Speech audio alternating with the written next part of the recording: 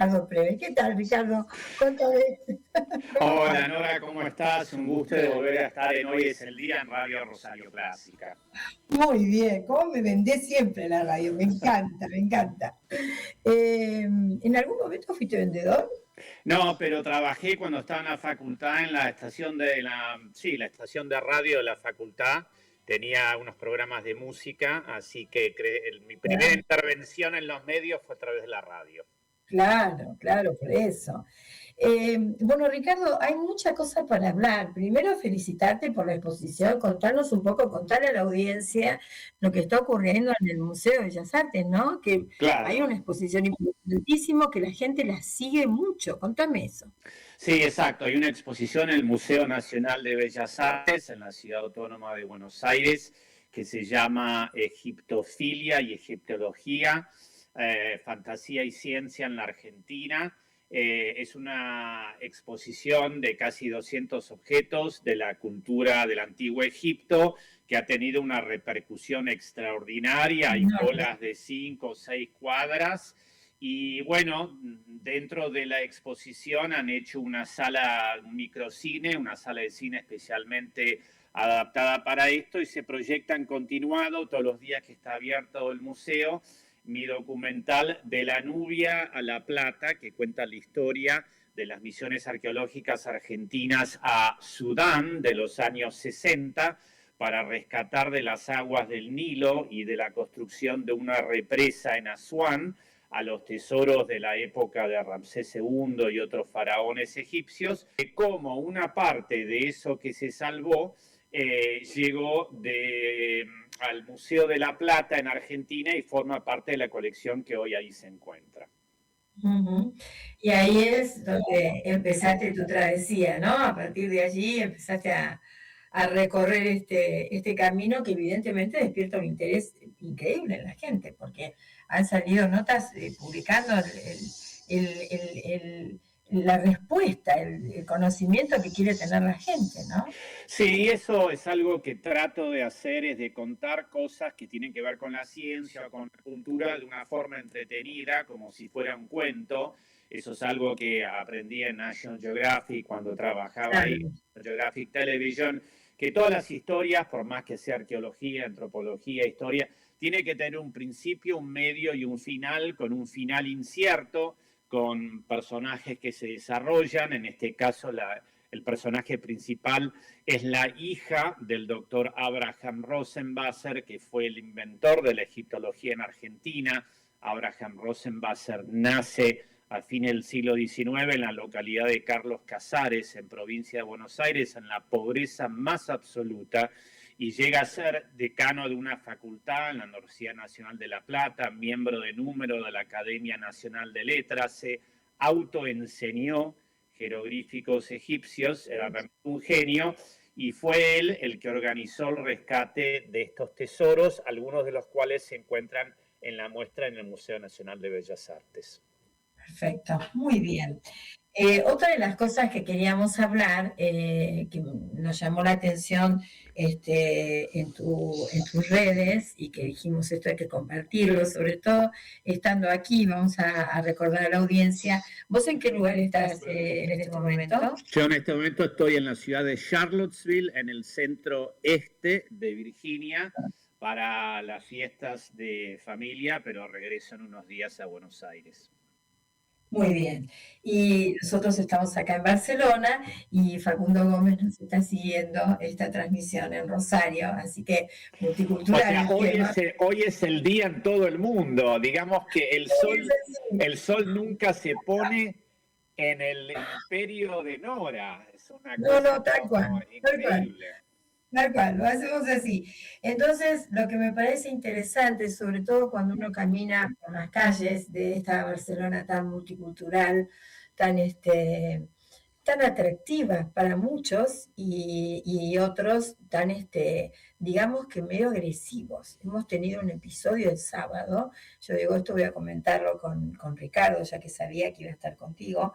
Resulta que nos sentamos un grupo yo estaba con familia y amigos, y nos sentamos, había sol, era un día espléndido el sábado, y nos sentamos a tomar un desayuno, Una señora que estaba allí, lo digo a viva voz, era de Cataluña, y yo le pregunto, ¿podemos sentarnos acá? Cometí el error de no decir buenos días.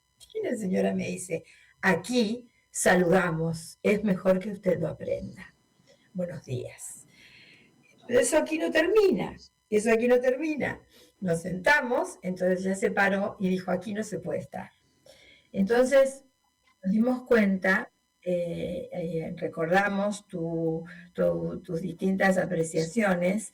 Yo entiendo que los catalanes están invadidos porque realmente es una población envejecida, que encima los jóvenes tampoco quieren tener muchos hijos, pero hay en Barcelona una cuestión muy difícil de solventar.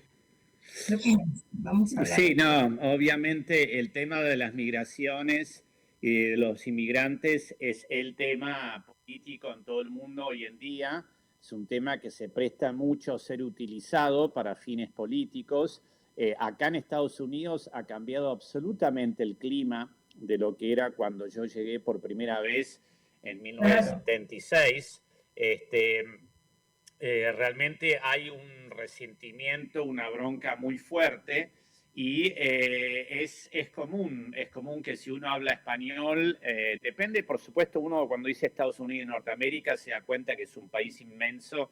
En Miami es más común que uno hable español que inglés, claro. Pero acá, en la zona donde yo estoy, es una zona muy rural del estado de Virginia, existe realmente, me ha pasado a mí también en varios casos de actitud hostil y negativa en contra de cualquier persona que hable español. Y es algo que es la realidad que vivimos hoy en día. Sí, bueno, pero hay que defender el derecho de los migrantes, ¿no? Porque en realidad tenemos que defenderlos. Bueno, sí, efectivamente, eso es algo, vos sabés que el 18 de diciembre, hace poco, fue el Día Internacional del Migrante, y bueno, mi último documental que he concluido se llama Algún día en algún lugar, se ve en América Latina a través de HBO Max Latinoamérica, y habla de los inmigrantes latinoamericanos en Estados Unidos de Norteamérica. ¿Quiénes somos? Y que lleva a muchos a caminar miles de kilómetros a través de situaciones peligrosísimas, arriesgando la vida para ingresar a Estados Unidos. ¿Qué sucede cuando los inmigrantes llegan acá? Incluso casos de gente que va a cobrar el sueldo y no se lo pagan y le dicen, si no te gusta, ¿por qué no llamas a migraciones? Y tercero, situaciones sobre, uno se pregunta cuál es el futuro para esta gente. Así que es una temática que abordamos con ese documental que se filmó en el 2023, 22, por ahí, pero que el tema sigue muy vigente, quizás más vigente aún hoy de lo que era hace 3 o 4 años. Sí, sí, absolutamente, o sí, un poquito más, ¿no? Sí. Yo me doy cuenta que aquí hay una actitud bastante hostil contra aquellos que llegamos por estas tierras, ¿no? Pero bueno, habrá que pasarlo. La gente tendrá que tomar conciencia que el mundo es de todos. Sí, y tienen que decir, para mí lo que no me gusta es la hipocresía de gente que dice no queremos a los inmigrantes acá, pero esa misma gente no quiere pintar una casa, cortar el pasto, cocinar la comida, limpiar las oficinas. Acá, no sé, el otro día tuve que reemplazar el techo de mi casa junto a una vecina porque ya tiene una cierta edad la casa. Vinieron 15 personas a trabajar, eran todos mexicanos. Acá la gente que hace los trabajos son latinoamericanos. No hay prácticamente gente nacida en Estados Unidos que hace los trabajos, sobre todo los más duros y los más físicos. Acá pasa exactamente lo mismo. Exactamente lo mismo. Los camareros, los que están en construcción, son todos absolutamente de afuera, ¿no? Y también hay distintos escalones, ¿no? De atractivos para la gente, ¿no? Los tiene bien catalogados. Sí, por ejemplo, los venezolanos, los uruguayos, los paraguayos para la construcción, y así es, como que están bien, bien catalogados. Y otra de las expresiones muy desagradables, por cierto, es cuando dicen con un gran desconocimiento, más allá de la hipocresía que vos mencionás, lo que se dice, cuando se dice de estos países de esto, estos países de esto, con un gran desconocimiento, sin ningún tipo de distinción, un chileno, un argentino, un de estos países de esto, de forma peyorativa, ¿no? Por supuesto. Sí, a mí me pasa muy seguido que cuando digo que estuve en Uruguay me preguntan si quiere decir Hawái, porque ni siquiera pueden entender la diferencia, o hay gente que todavía confunde New Mexico con México. Bueno, la realidad es que existe, yo no sé si es tanto el desconocimiento, pero también el deseo de marginalizar y ecualizar a todo el mundo, porque el reconocimiento de las diferencias, de los matices, de las complejidades, no es algo que le interese a mucha gente que tiene esa orientación. Exactamente. No les importa. Más mínimo, y entonces lo mejor es la generalización, ¿no? Bueno, Ricardo, vamos a algo más presentero, pero me parece que había que decirlo, no podía dejar escapar de reflexiones, ¿no? Sí, vos sabés que tengo un retorno tremendo. A ver, ahora probá de nuevo si se puede escuchar. Ahora te escucho, sí, perdón. Bien. Voy a tratar de hablar poco porque el que tiene que hablar mucho sos vos. Contanos que me comentaste que volvés a Argentina en breve. Entonces la pregunta es, ¿qué es lo que estás haciendo?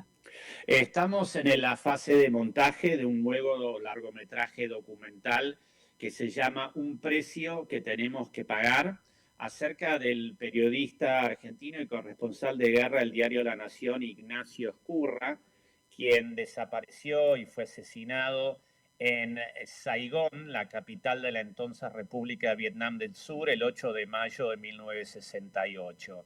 Este es un documental que nace de un descreimiento de cómo era posible que en una guerra tan filmada, tan fotografiada, con tantos periodistas acreditados como la guerra de Vietnam, una persona, uno de dos argentinos que había en Vietnam en ese momento, se baja en el cruce de dos calles en una ciudad rodeado de policía y militares de Vietnam del Sur y desaparece. ¿Era que no había información o se trataba del clásico caso de no hay peor ciego que el que no quiere ver? Así que armamos 3 equipos de investigación periodística, uno en Estados Unidos, uno en Vietnam, que también trabajó en Japón, y uno en Argentina, y nos pusimos a ver qué era lo que encontrábamos, a ver si podíamos determinar qué le había pasado a Ignacio Ezcurra. Su cuerpo nunca había sido encontrado. Y allí empieza la investigación. Sí. Y entonces están en el trabajo de postproducción, de edición. Estamos editándolo. Esencialmente nosotros nos enfocamos en 2 piezas de información que nos parecía que podían ser la punta del ovillo. Uno, un informe que se había anunciado, había sido preparado por la Cancillería Argentina acerca de la desaparición de Ignacio. Se había anunciado que se iba a publicar y se iba a compartir con la familia Ezcurra. Ese informe nunca apareció, que sepamos no fue publicado ni compartido. Sí sabemos que el día que el diplomático que hizo el informe anunció eso, recibió un telegrama de la superioridad prohibiéndole volver a hablar con periodistas. Y efectivamente ese informe había desaparecido.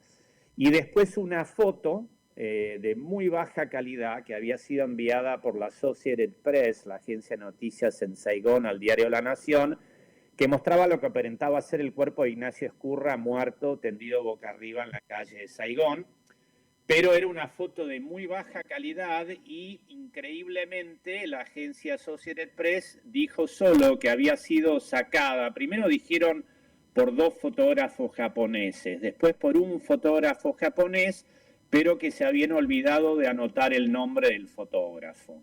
O sea, un señor entra a la agencia, les da la foto de uno de sus colegas muertos, porque Ignacio tenía un escritorio en la Associated Press, se va y nadie piensa de preguntarle cómo se llama, dónde vive, el teléfono. También eso nos parecía realmente increíble, así que trabajamos por bastante tiempo y logramos encontrar ambas cosas, el informe y una foto en alta calidad. Eventualmente el fotógrafo que la sacó, y creemos que vamos a hacer un aporte bastante detallado acerca de las últimas horas de Ignacio Ezcurra, quién lo puede haber asesinado y qué pasó con su cuerpo. Ujú. Sí, y reiteramos lo que dijiste al comienzo, una guerra tan documentada, ¿no? Y después tan reproducida. Recuerdo aquella película Regreso sin Gloria con Jane Fonda, ¿te acordás? Y John Boyd y Sí, demás. sí. Y la otra película, Buenos Días, Vietnam y demás, ¿no? Sí, también a nosotros nos inspiró mucho El Americano Silencioso con Michael También, Caine, basado en una novela de Graham Greene, un clásico de exacto. Vietnam. Que justamente el caso del Americano Silencioso tiene algunos parecidos con la situación de Ignacio Ezcurra, es sobre un escritor, periodista, sobre alguien asesinado, así que nos inspiró bastante en eso. Y bueno, la verdad que fue una gran experiencia, la filmamos en Argentina en febrero y marzo y en agosto, y después de muchísimos trámites y de conseguir los permisos y las visas de periodistas, filmamos en Vietnam con un equipo mixto, argentino-vietnamita. La presentadora de parte del documental es mi sobrina segunda, Clara Preve Durrieu, que es una corresponsal de guerra, está actualmente en Ucrania, trabaja muy seguido en Ucrania, y nos pareció interesante que la presentación de la historia acerca de un periodista de guerra argentino lo hiciera una periodista de guerra argentina. Sí, por supuesto, le da un aporte interesante, ¿no? Suma, Sí, suma, sí. suma muchísimo. Ricardo, como sos un hacedor, como dijimos en el comienzo, supongo que tendrás en tu cabeza proyectos que siguen para el 2026 después de esta postproducción. Sí, una de las cosas que nos propusimos es entrar en el mercado chino. No hay muchas películas argentinas, es decir, ya a través de la coproducción en Vietnam nos pusimos a pensar en el mercado asiático, que es enorme. Cuando uno va ahí y ve el nivel de negocio, lo que es la industria cinematográfica en Asia comparado con lo que tenemos en Argentina. Así que estamos en negociaciones para vender 4 de mis películas a la televisión china, a CGTN, que es la televisión china estatal, y eso es un trabajo. Y también estamos en abril filmando una serie de ficción para una productora uruguaya que ya hemos filmado en el pasado, así que tratamos de mechar, digamos, ventas de trabajos que hicimos con trabajos para otra gente y con nuestras propias producciones, así que Claro. Vamos tirando para adelante. Muy bien, muy bien. Entonces va a ser un buen 2026. Una última pregunta, ¿no? Que me genera decir que, por supuesto, las condiciones en los países asiáticos son diferentes. ¿Y cómo fue trabajar en Vietnam? Fue muy interesante y la verdad que muy bien. Es decir, obviamente es un país muy reglamentado. Vos tenés que presentar el guión de lo que vas a filmar, el plan de rodaje, un montón de información, y no hay mucha flexibilidad. Si tenés permiso para filmar un exterior un día que llueve, te lo tenés que bancar o no filmarlo. Que te dejan cambiarlo sobre el pucho, digamos. Pero dentro de esas limitaciones fue muy buena la relación con el gobierno de Vietnam, y fue increíble y muy lindo trabajar con el equipo vietnamita de técnicos, porque el inglés de ellos no era muy bueno, pero digamos, siendo colegas en un mismo oficio, ¿viste? Si vos haces así, Sí, ya entendieron que necesitas un lente de 35 milímetros, y de a sí. poco lo fuimos afianzando, y la verdad que se creó un muy lindo grupo humano entre los vietnamitas y argentinos, y estamos muy orgullosos que es la primera producción argentina que se filma en Vietnam. Claro, por supuesto, no lo vas a estar. Bueno, Ricardo, yo te agradezco muchísimo, como siempre, todo lo que haces, antes que nada, tanto talento, y seguimos viéndonos en el 2026, a ver cómo viene. En el Que 2026 volveremos a decir: hoy es el día tranquila. Radio Rosario Clásica. Claro que sí. Un gran abrazo y felices fiestas, que lo pasen bien en familia. Gracias, Nora, también a vos. Chau, chau. Nos vemos.